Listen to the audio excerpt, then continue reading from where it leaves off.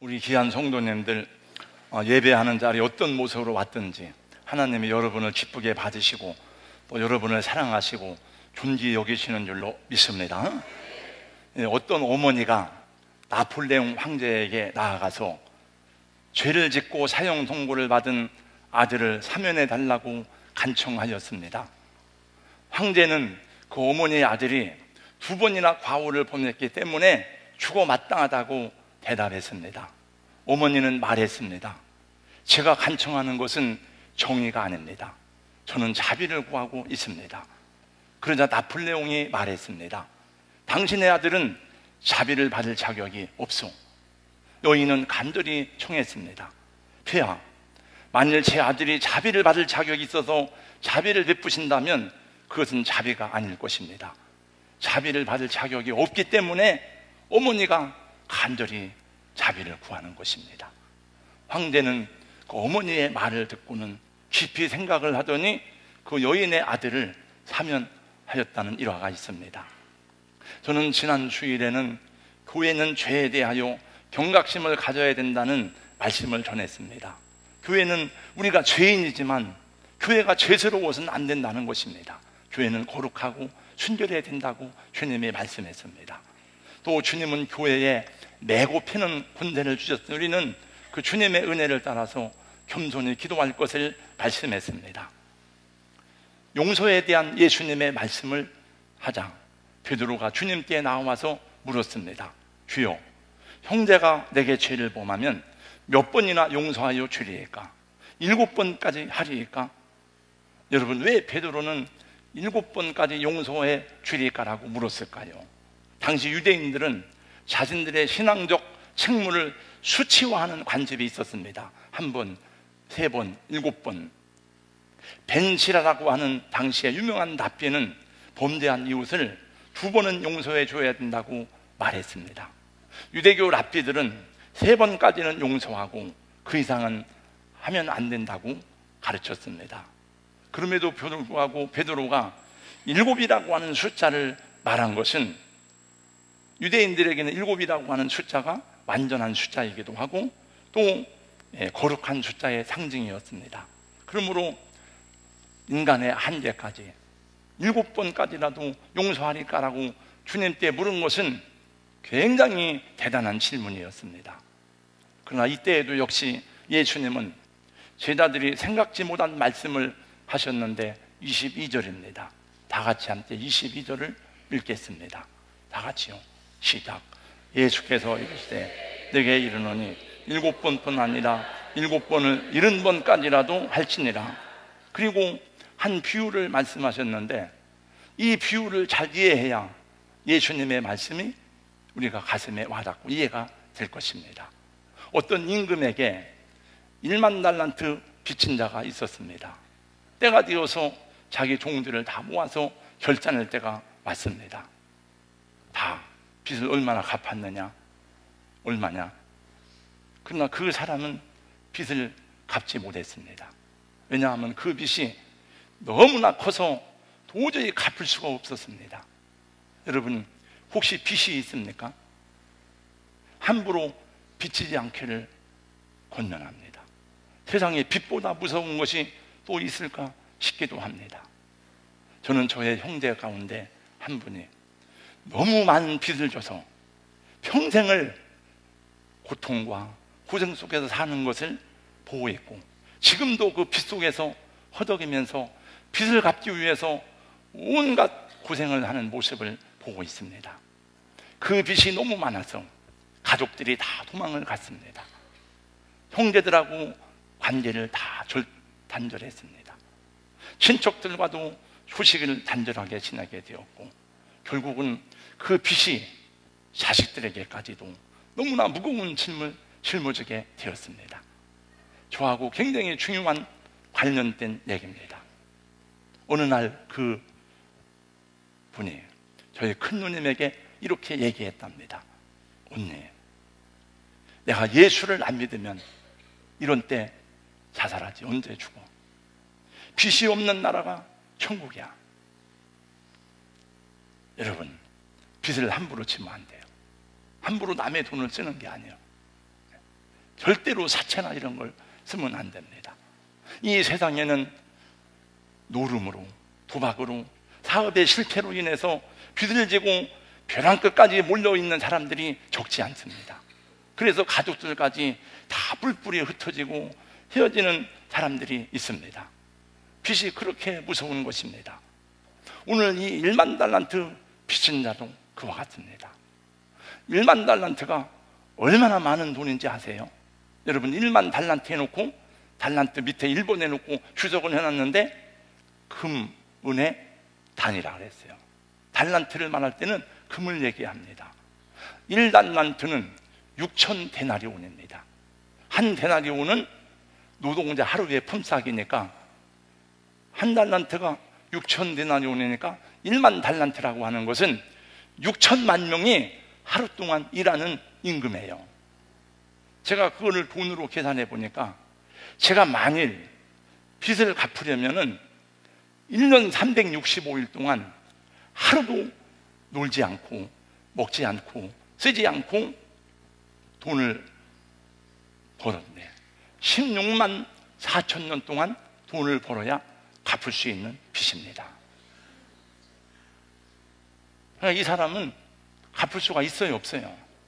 갚을 수가 없는 거예요. 갚을 수 없으면 어떻게 됩니까? 갚을 수 없으면은 신체 포기각서를 써야 돼요. 고대에는 빚을 갚지 못하면 아내를 빼앗아갑니다. 자식들을 빼앗아갑니다. 노비로 다 빼앗아갑니다. 주인이 명령했습니다. 그 몸을 다 내놔라. 네 아내, 네 자식들을 다 내놔라. 자식들이 다 노예로 팔려가는 겁니다. 그래서 그 사람이 엎드려서 사정하며 사정합니다. 조금만 참아주세요. 내가 갚겠습니다. 그러나 이 사람의 말은 안 맞는 말이에요. 왜냐하면 조금 참아줘서 갚을 수 있는 돈이 아니에요. 그거는. 네. 평생 안 먹고 안 줘도 갚을 수가 없어요. 이 사람은 죽어도 갚을 수가 없는 너무나 큰 빚입니다. 그래 하도 간절하게 청하니까 종이 불쌍히 여겨서 그 빚을 다 청산해 주었습니다.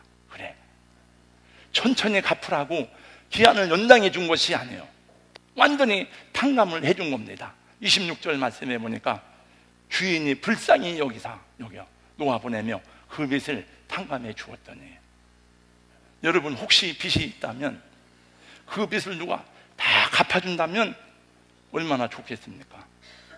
그것도 빚이 너무 많아서 죽고 싶은데 어느 날 갑자기 우리 아버지가 어디 계시다는 말은 들었는데 돌아가셨는지 살아계신지 알 수가 없어. 근데 우리 아버지가 나타났는데 돈이 막 어마어마하게 많은 부자요. 야, 우리 아버지가 이렇게 살아계셨구나. 그 아버지가 내 빚을 다 갚아줬어요. 그 얼마나 감사하겠습니까? 아버지 만난 것보다도 빚을 갚아준 것이 더 감사할지 모르겠어요. 그건 빚으로 고통을 당하고 빚 때문에 쫓겨다녀보지 않은 사람은 모르는 거예요. 저도 빚 때문에 막 도망다니고 쫓겨다니고 그런 적은 없지만은 봐서 알긴 알아. 봐서. 네. 그러니 이 종이 얼마나 감사하겠습니까? 야, 도저히 갚을 수 없는 빚을 하나도 남김없이 다 탕감을 받았으니 하늘을 날 듯이 기쁘죠. 야, 정말 집으로 돌아오는데 눈물이 나는 거로는 이게 감당이 안 돼요. 그 은혜, 그 자비를 생각하니까 온 세상이 다 내 세상 같아. 하늘을 바라보니까 야, 어제 그 하늘이 아니야. 나무들을 보니까 나무들이 다 나를 보고 춤을 추는 것 같아. 꽃들도 바람에 휘날리는데 다 나를 보고 춤을 추는 것 같고, 새들도 나를 보고 노래를 하는 것 같아. 야, 정말 날아갈 듯이 막 기뻤습니다. 그렇게 기쁨으로 돌아오는데 한 사람을 만났어. 딱 만나고 보니까 나한테 100단위는 돈 빚진 사람이에요. 그래서 잘 만났다. 너 나한테 빚진 거 있지? 어디 도망다녀? 성경이니까 목을 잡았다. 목을 잡고 역사를 잡고 빚 갚아 빨리 당장. 이 사람이 사정을 했어. 조금만 기다려주세요. 이 빚은 얼마냐 하면 100 100데나리온이에요. 100데나리온은 100일치의 노동자 품삯이니까 그 사람 한 몇백만 원 되는 거예요. 이거는 갚을 수 없는 빚이 아니에요. 조금 열심히 노력하면 갚을 수 있는 거예요. 근데 이 사람은 조금만 참아주세요. 갚겠다 그러니까 소용없어, 안 돼. 그리고 이 사람 멱살 잡고 관가로 끌고 갔어요. 이 사람 옥에 집어넣으세요. 내 돈 떼먹고 절도한 놈입니다. 당장 갚으라는 거죠. 여러분 생각에는 어떻습니까? 1만 달란트 빚졌던 사람이 탕감을 다 받고 할 때, 여러분 그 사람을 생각할 때 여러분 생각에 어떻습니까? 좀 악하지 않습니까? 나쁜 사람 아닙니까? 그 받은 은혜와 자비는 다 어디로 갔습니까? 오늘 말씀의 주제는 저와 여러분이 그런 사람이 되면 안 된다 하는 것입니다. 나는 그런 경험이 없는데요, 목사님. 내가 그런 경험이 있어야 그런 은혜를 베풀죠. 여러분, 다 여러분 이 성경에서 말하는 이 1만 달란트 빚진 사람은 저와 여러분을 가리키는 얘기예요. 우리가 진 빚은요, 아무리 해도 갚을 수 없을 만큼의 엄청난 빚이었음을 여러분 알고 계시지 않습니까? 근데 우리 하나님이 다 갚아 주셨습니다. 어떻게 갚아 주셨느냐? 예수님의 보혈로 여러분의 모든 죄를, 여러분의 모든 채무를, 여러분의 모든 악함을 다 주님이 갚아 주셨습니다. 그래서 예수님이 십자가를 지신 거예요. 그 예수님이 대신 죽으신 것입니다. 예수님이 십자가에서 7마디 말씀을 하셨는데, 마지막 말씀이 뭔고 하면은 요한복음 19장 30절에 다 이루었다. 내가 다 이루었다. 내가 내 백성들의 모든 허물을 내가 다 갚고 그 빚을 다 갚았다는 거예요. 그리고 영원히 떠나가셨어요. 그 말을 헬라어로 타탈레이스라, 타탈레이스. 저는 이 성경 공부할 때 이 얘기를 수도 없이 많이 했어요. 타탈레이스라는 말은 경제적인 용어고 법적인 용어입니다. 타탈레이스라는 말은 다 갚았다, 값을 다 치루었다, 그 말이에요. 저는 요즘에 에베소서를 강의하고 있습니다만, 수요 예배 시간에, 그전에는 갈라디아서를 강의했습니다. 요 강의하기 전에 갈라디아서를 강의하면서 이 말씀을 여러 번 전하고 또 전했습니다. 갈라디아 4장 4절 5절 말씀해 보니까, 때가 참에 하나님이 그 아들을 보내사 여자에게서 나게 하시고 율법 아래에 나게 하신 것은 율법 아래에 있는 자들을 속량하시고 우리로 아들의 명분을 얻게 하려 하심이라. 속량이란 단어가 나오잖아요. 여기 잘 몰라도 그냥 저를 쳐다보세요. 뒤에도 속량이란 단어가 헬라어로 타탈레이스입니다. 속량이란 말은 원래 노예 제도에서 나온 얘기예요. 노예는 그 모든 소유가 주인에게 귀속됩니다. 내가 노예가 되었으면 내 아내도, 내 자식도, 내 재산도 다 그 주인의 것입니다. 노예는 인권이 없습니다. 잘못해서 주인에게 죄를 지면 주인이 죽여도 할 말이 없습니다. 노예는 돈을 주고 사기도 하고 팔기도 합니다. 저는 노예 시장을 여러 군데 가봤습니다. 미국의 맨 처음에 수도는 필라델피아입니다. 필라델피아 가면 옛날 노예 시장이 있었습니다. 쭉 항구로 들어오는 배를 해서 노예를 가두어 놓고 노예를 경매하는 노예 시장이 있고, 지금도 그 박물관들이 있습니다. 혹시 여러분들이 내년에 탄자니아에 가게 되면, 그 탄자니아에 가면 어떻게 노예들을 사고 팔았는지 그냥 사진이 아니고 현장이 다 그대로 있어요. 우시장에서 하는 것 마냥 다 묶어놓고, 그리고 그걸 옛날 예배당에서 그걸 하더라고요. 예배당에서 붙들어 놓고 경매를 합니다. 이 사람 100달러, 200달러, 300달러, 그 사람 돈 주고 사는 겁니다. 누가 나를 값을 주고 샀습니다. 그러면 나는 그 사람의 소유가 된 거예요. 그 사람의 노예예요. 근데 나를 찬 그 사람이, 그 주인이, 야, 너는 이제부터 노예가 아니야. 우리 문서를 다 집어버렸어. 너는 자유해. 자유하고 너는 노예가 아니고 오늘부터는 내 아들이다. 넌 자유이냐? 그것이 속량입니다. 근데 하나님이 우리를 값을 주고 사셨다는 거예요. 그 값은 몇 억이 아니고 몇십억이 아니고 몇백억이 아니고 돈으로 환산할 수가 없어요. 그 값은 예수의 피입니다. 하나님이 값을 주고 사심으로 자유인이 되었으니 하나님이 자유인으로 세워놓고 당신의 아들로 입적을 한 거예요. 너는 내 아들이다. 그래서 우리가 하나님의 자녀가 되었습니다. 그 증거가 무엇입니까? 우리가 하나님을 아버지로 부르는 거예요. 주여, 아버지. 여러분, 기도할 때에, 간구할 때 하나님을 아버지로 부르는 게 자연스럽습니까? 하나님을 아버지로 부르는 게 자연스럽지요? 그 자연스럽지 않은 사람은 확인을 해봐야 돼. 성경 공부를 해야 돼요. 오늘 말씀 보세요. 갈라디아 4장 6절, 아까 그 말씀 4절 5절 이하의 말씀입니다. 너희가 아들임으로, 다 같이 한번 따라서 합니다. 앞에 보시고 다 같이 시작. 너희가 아들임으로 하나님이 그 아들의 영을 우리 마음 가운데 보내사 아빠 아버지라 부르게 하셨느니라. 네, 그래서 우리가 아빠 아버지라는 말, 우리가 찬양할 때 그런 찬양이 있어요. 아바 아버지, 아바 아버지. 그 아바란 말은 아빠란 말이에요. 아파 파테레, 원래 헬라어로 아빠, 아빠. 우리 애기들이 그러잖아요. 아빠, 아빠, 엄마 그러잖아요. 엄마나 어머니나 똑같지만은 그냥 엄마 그러는 거예요. 아빠 그러는 거예요. 근데 남의 아버지 보고 아빠 그러는 건 잘 안 돼요. 내가 진짜 자기 부모에게 엄마, 아빠 그러는 거지. 애기들 데려다 놓고 여러분 장로님한테 아빠라고 그래, 아빠 하겠습니까? 안 합니다.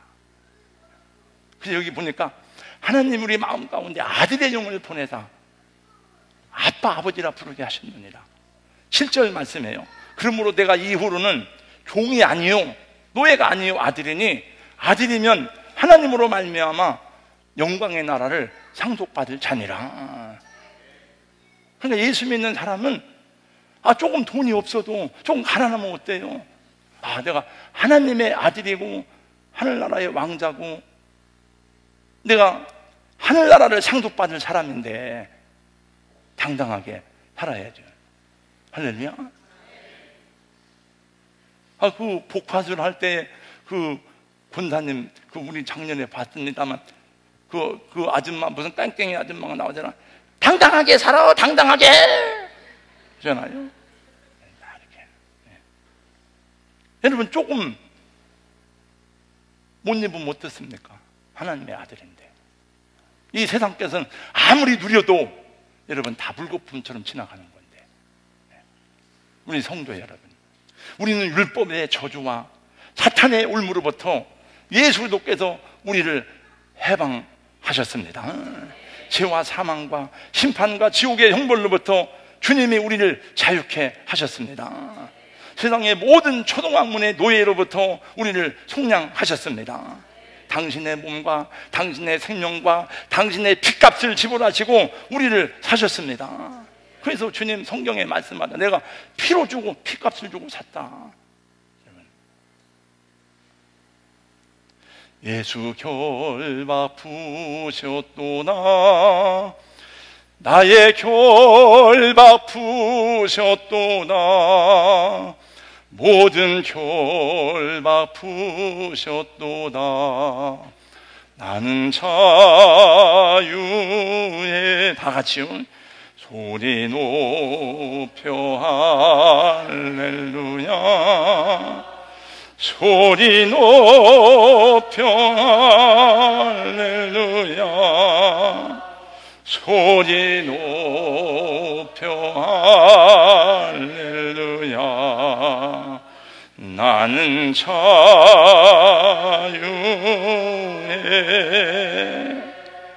거기까지만 하겠습니다. 어제 어떤 청년하고 성경 공부를 시작하는데 물어봤어요. 구원에, 왜냐하면 처음에 질문하니까 구원의 확신이 있어? 있다는 거예요. 오늘 저녁에 죽으면 천국 갈 수 있어? 그건 잘 모르겠대. 아니, 구원의 확신이 있다고 했잖아요. 왜 저녁에 만약에 죽으면 천국 갈 확신이 없어? 죄가 많아서 그렇대요. 청년이 뭔 죄가 많아, 청년이. 그 죄가 뭔데? 목사님한테 얘기 못 한대. 아니, 난 얘기 안 해도 괜찮아, 나한테. 여러분, 죄 없는 사람이 어디 있어요, 다. 그냥 공부를 해야 돼요. 그냥 설교만 들어가지고는 잘 몰라요. 왜 그런지를 성경적으로 정확하게 알아야 돼요. 사랑과 용서는 예수님이 사셨던 삶의 원리였습니다. 예수님은 십자가 위에서 죽으면서도 자기를 배반하고 자기를 미워하고 자기를 증오하고 자기를 모욕하는 사람들을 위해서 기도했어요. 주여, 이 죄를 저들은 모릅니다. 용서해 주세요. 스데반 집사는 돌에 맞아 죽으면서도 자기를 미워하고 막 이를 갈면서 죽이는 사람들을 위해서 기도하기를, 주여, 이 죄를 저들에게 돌리지 마소서. 그래서 여러분, 그 속에서 바울 사도가 나온 거예요. 여러분, 우리 사람이 짓는 어떠한 죄도 예수도의 십자가의 죽음보다 더 클 수는 없습니다. 인간의 죄는 어떠한 죄악도 주님 앞에 용서받지 못할 죄는 없습니다. 성령을 해방하지 않는 한, 성령을 거스르지 않는 한은 그래요. 사람들은 오늘 또 이것을 모르기 때문에 자신의 선행과 종교적 고행과 입산주도와 도덕과 철학과 지혜로 인간의 이 모든 문제를 해결하려고 그렇게 노력하지만 그분들은 정말 인류의 스승들입니다. 여러분, 정말 훌륭한 분들이에요. 다 어떻게 인간의 죄를 씻어볼까? 그러나 어떠한 노력도 1만 달란트의 값을 존재할 수는 없습니다. 그는 오직 예수 그리스도의 십자가 보혈 밖에는 사함받을 수 없는 길이 없음을 분명히 기억하시고, 여러분, 사람들에게 이 복음을 전하는 은혜가 있기를 예수님의 이름으로 축원합니다. 신앙생활을 왔다 갔다 하는 분들도 여러분 확실히 깨닫고, 그것만은 다른 건 잃어버려도, 봉사 잘 못해도, 헌금 잘 못해도 그것만은 분명히 알고 여러분 믿어야 여러분이 천국 가는 줄로 믿습니다. 지옥 가면 안 되잖아요. 용서는 본래 우리의 성품이 아닙니다. 용서는 오직 예수 그리스도의 은혜와 성품에서 주어지는 것입니다. 여러분, 오늘 만약에 여러분과 저에게 우리를 억울하게 하고 우리를 힘들게 하고 우리를 고통스럽게 한 사람을 용서하고 그를 관용하고 그를 이해할 수 있다면 그것은 내 성품이 아니에요. 하나님의 은혜가 우리 가운데 임한 증거인 줄로 믿습니다. 우리 힘으로는 용서할 수 없지만 1만 달란트를 탕감해 주신 하나님의 은혜가 우리에게 들어올 때에 용서할 능력과 에너지가 주어지게 되는 줄로 믿습니다. 여러분 아시는 분이 있을 거예요. 아마 이분은 많은 신앙적인 영향력을 끼쳤습니다. 네덜란드의 코리텐 붐이라고 하는 여사요. 1980 몇 년에 세상을 떠나고 많은 책을 썼습니다. 2차 세계대전 당시에 유대인을 숨겨둔 죄로 인해서 독일군에 체포되어서 수용소 생활을 하는데 얼마나 수용소에서 너무 많은 고초를 겪었는지 언니가 죽음을 당하고 어머니가 죽었어요. 이 코리텐 붐 여사는 구제일상으로 살아나서 다시 조국으로 가게 되었습니다. 그 후 이 코리텐 붐 여사는 신학을 공부하고 하나님의 종이 됐습니다. 어느 날 하나님께서 말씀해, 너는 독일에 가서 복음을 전해라. 하나님, 독일은 나쁜 나라인데, 온수 나라인데요, 독일로 가라. 독일에 가서 열심히 사랑과 용서의 복음, 회개의 복음을 전했습니다. 근데 하루는 말씀을 마치고 강단에서 내려오는데 악수를 청하는 허름한 외투를 입은 남자가 다가오는 것을 보고는 심장이 멎고 온몸의 피가 거꾸로 흐르는 것을 느꼈습니다.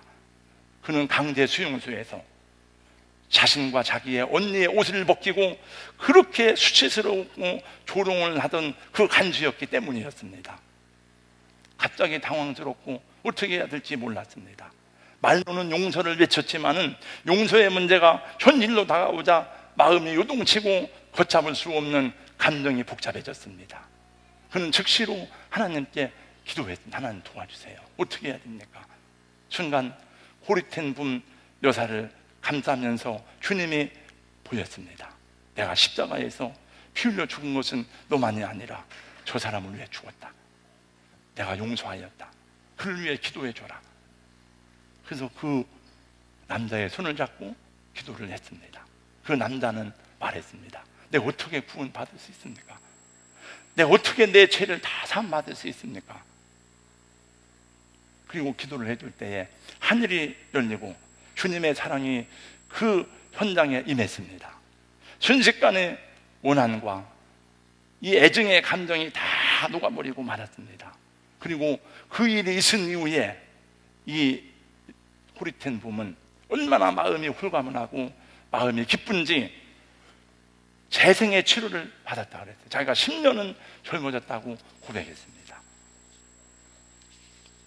사랑하는 성도 여러분, 용서는 권면도 아니고 요청도 아닙니다. 용서는 주님의 명령입니다. 여러분이 용서해야 될 사람들은 멀리 있는 게 아니에요. 여러분 곁에 있는 사람이에요. 여러분 남편일 수도 있고 아내일 수도 있고 때로는 부모님을 용서해야 될 때도 있습니다. 여러분이 섬기는 교회의 목회자를 용서해야 될 일이 있을 수도 있고 아니면 우리 교회의 집사님이나 권사님이 될 수도 있습니다. 우리가 누군가를 용서하지 못하고 가슴속에 오난이나 미움을 품고 있을 때 그것은 하나님이 기뻐하지 않고 영혼의 해가 되는 것입니다. 나의 영혼의 해가 되는 것만이 아니고 우리 몸과 마음도 상처를 받게 되는 거예요.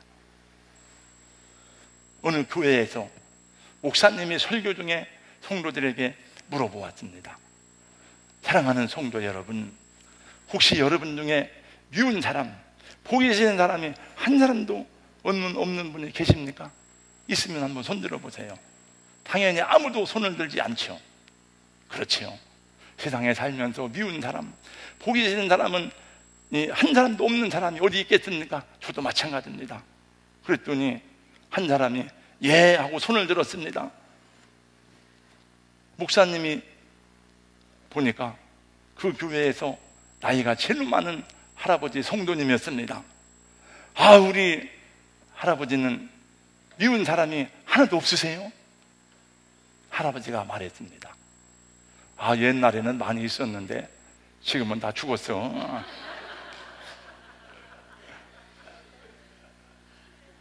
다 죽습니다, 여러분. 우리가 복수하고 칼갈질 안 해도 다 죽어요. 지금 안 죽었어도 다 사라질 것입니다. 여러분이 용서하지 않고 여러분이 긍휼히 여기지 않으면 여러분이 더 힘들고 여러분이 더 괴로울 것입니다. 주님의 심판날이 다 우리에게 가까이 와 있습니다. 그러므로 주님의 긍휼을 베푸시기 바랍니다. 오늘 결론이 35절이에요. 너희가 각각 마음으로부터 형제를 용서하지 아니하면 나의 하늘 아버지께서도 너희에게 이와 같이 하시리라. 목사님 지난주에는 회개하지 않으면 교회 얘기하고 교회 말도 안 들으면 치료하라면서요. 그거하고 이건 다른 얘기. 그러니까 우리가 말씀을 잘 이해하고 정상적인 사람은 다 이해할 수가 있어요. 여러분, 하나님의 통치는 두 가지입니다. 사랑과 공의입니다. 십자가는 하나님의 사랑과 공의를 보여주는 거예요. 다 이게. 하나님의 사랑도 무한하지만 그분의 공의도 엄격하고 분명한 것임을 기억해야 됩니다. 그러니까 우리가 구원받고 용서받은 것은 그냥이 아니에요. 값을 다 지불했잖아요. 하나님이 자기 아들을 죽여서. 그러니까 그게 하나님의 공의입니다. 그리고 내가 심판하지 않아도, 내가 정죄하지 않아도 하나님이 다 판단하시고 긍휼히 여길 자를 긍휼히 여기시고 심판할 자를 심판하십니다. 그래서 성경은 원수 갚는 것이 내게 있으니 원수 갚는 것을, 네가 원수 갚으면 내가 감옥 갈 수 있어요. 내가 힘들어. 하나님이 우리 원수까지도 다 갚아줄 테니까 너는 그냥 용서하라는 거예요. 그래서 여러분, 다윗은요, 하나님의 은혜가, 죄사함의 은혜가 뭔지를 안 사람이에요. 다윗은 자기가 안 죽여요. 사울을 여러 번 죽일 기회가 있었지만 손 안 댑니다. 이 세상, 여러분, 이 세상에 요셉처럼 억울하고 원통하고 고난이 많은 사람이 어디 있어요? 온통 미움과 증오와 오난으로 일생을 보내도 부족한 사람이에요, 요셉은. 그러나 요셉은 다 사랑하고 품어주고 용서했습니다. 자기가 총리의 자리에 올랐을 때 원수들을 다 만났어. 요셉은 내가 당신들 다 용서합니다, 그런 말도 안 했어. 왜 안 했을까요? 나는 용서하고 말고 할 고난도 없어. 내가 뭘 용서하고 말 고난이 있어? 하나님께서 하는 거지. 다 하나님의 뜻입니다. 다 받아줬어. 아버지가 죽었어요. 아버지 야곱이 죽은 다음에 형제들이 큰일 났어. 야, 아버지 때문에 요셉이 우리를 봐줬지만은 아버지가 돌아가셨으니까 이제 지난날 과거를 기억하고 우리를 죽일 것이다. 회의를 냈어요. 회의를 내서 아버지 유언을 전했어요. 사람 보내. 그래도 마음이 안 풀리니까 형제들이 다 찾아가서 엎드려 절을 하면서 말합니다. 우리를 용서해 주세요. 아버지가 말했습니다. 요셉이 뭐라고 말하지 그때? 내가 하나님을 대신하리니까? 내가 하나님입니까? 그 성경구절 띄워주세요. 창세기 50장 19절에 한번 저를 따라서 해주세요. 내가 하나님을 대신하리니까? 나는 하나님이 아닙니다. 두려워하지 마세요. 내가 다 먹여주고 입혀주고. 그래도 이 사람들은 못 믿어. 자기들은 자유함이 없는 거예요. 이제 죄를 졌으니까. 하나님의 예수의 사랑을 모르는 거, 십자가의 보혈을 모르는 거니까. 요셉이 또 얘기합니다. 21절에 보니까 당신들 두려워하지 마세요. 요셉이 마음이 울면서 얘기해요. 내가 형님들 자녀들까지 다 먹여 살리겠습니다. 그들을 간곡한 말로 위로하였더라. 왜 그렇게 생각합니까? 요셉은 자유한 거예요. 그 형님들이 자유가 없는 거예요. 용서하지 않고 미워하거나 원한을 품으면 내가 그 감옥에 갇히는 겁니다. 꼭 철장이 있는 감옥에 가야만 감옥에 갇힌 게 아니에요. 내 마음속에 원한, 미움 두고 보자. 그러면 내가 그 감옥에 갇혀서 자유함이 없고 내가 힘든 거예요. 뭐 그런 분이 없겠지만 온통하다 두고 보자. 원한이나 아픔이 있습니까? 용서하지 못한 형제나 자매가 있습니까? 풀지 못한 분노가 있습니까? 다 주님의 십자가를 바라보고 하나님께 맡기고 용서할 수 있기를 주의 이름으로 축원합니다. 예수님의 마음 용서하고 긍휼히 여기는 복된 마음 가지고 살아가는 저와 우리 성도님들 다 되시기를 주님의 이름으로 축복합니다. 예수 결박 부셨도다 찬양하고 말씀 붙잡고 1분간만 기도하겠습니다. 거룩하신 우리 하나님, 오늘 비유를 통해서 말씀을 들었습니다. 너희가 아들임으로 하나님이 그 아들의 영을 우리 마음 가운데 보내사 아빠 아버지라고 부르게 하셨다고 하였습니다. 우리가 오늘 또 신앙 고백을 하면서 아버지 하나님을 믿는다고 고백하였는데 하나님, 그 하나님의 진정으로 우리 아버지인 것을 경험하는 우리 모든 성도들이 되게 하여 주시옵소서. 갈라디아서 말씀해 보니 어찌하여 너희가 다시 자유하는 아들이 되었거늘 종의 몽에를 메고자 하느냐고 사도 바울은 책망하고 외쳤습니다. 주여, 율법의 얽매인 신앙생활이 아니라 자유하는 신앙인들이 되도록 우리를 축복하여 주시옵소서. 우리 마음의 자유를 가지고 하나님 다 형제들을 용서하고 용납하고 하나님께 맡기는 은혜로 인도하여 주시옵소서. 예수님 이름으로 기도하옵나이다. 아멘.